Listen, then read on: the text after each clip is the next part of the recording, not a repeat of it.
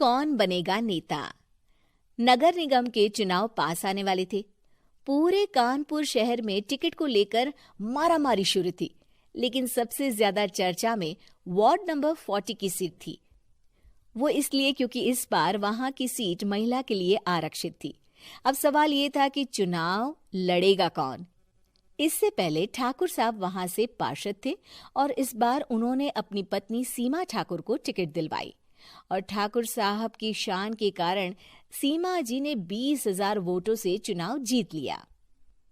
अरे बधाई हो सीमा भाभी, अब तो आप वार्ड की पार्षद बन गई हैं। अब तो हमारे काम आप ही करवाएंगी। अरे ये तो सिर्फ नाम की पार्षद बनी है, वो तो महिला सीट आ गई, वरना पार्षद तो मुझे ही बनना था। अब भले ही चेहरा इसका होगा, लेकिन पावर तो मेरी ही होगी। अरे वाह भाई साहब, क्या दिमाग लगाया है आपने भी। आइए आप लोग, खाना लगा दिया है सबके लिए। सीमा जी पार्षद बन चुकी थीं, फिर भी उनकी एक ना चलती। सारे काम ठाकुर साहब खुद ही संभाल लेते और जहां जरूरत पड़ती वहां सीमा जी का अंगूठा लगवा लेते। सीमा जी ज्यादा पढ़ी लिखी भी नहीं थी। एक दिन ठाकुर साहब और सीमा एक प्रोग्राम में जाते हैं। अरे ठाकुर साहब, आप आ गए। ओहो, पार्षद मैडम भी आ गई हैं। स्वागत है आप दोनों का।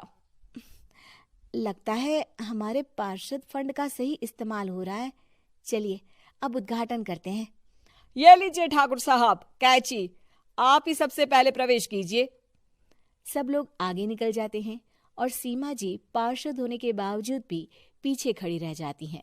वो देखती हैं कि वेलकम बोर्ड पर उनका नाम है, लेकिन महिला होने के कारण कोई उनका सम्मान नहीं कर रहा। अगले दिन एक आदमी उनके घर आता है। अरे ठाकुर साहब नमस्कार। कल ना हम नोटिस किए कि हमारा घर तो अवैध है और नगर निगम वाले उसे तोड़ने आ रहे हैं। अरे कुछ कीजिए ना ठाकुर साहब।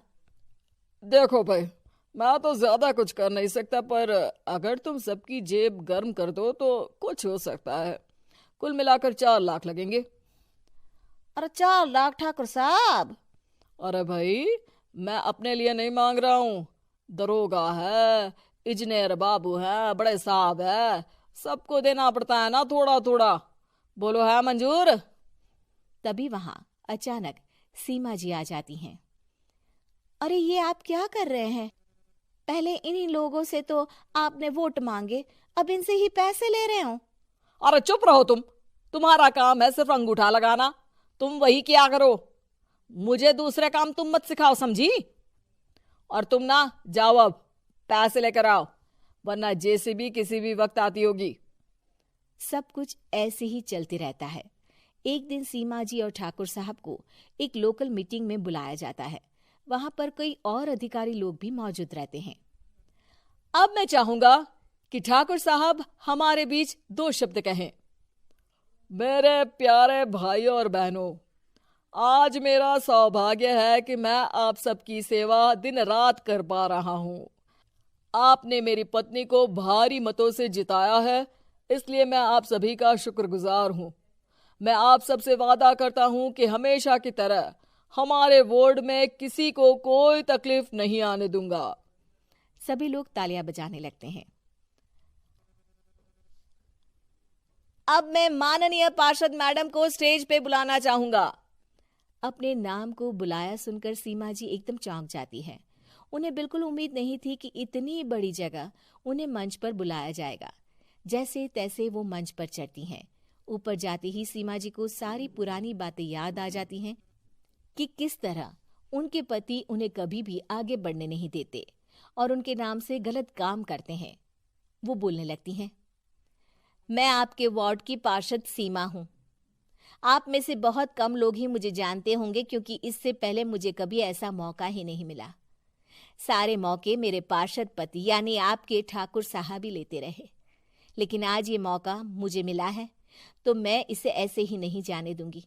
मैं आपको ये बताना चाहती हूँ कि आपके ठाकुर साहब मेरे नाम की आड़ में गैर कानूनी काम करते हैं, जिस पर अंगूठों के निशान मेरे होते थे।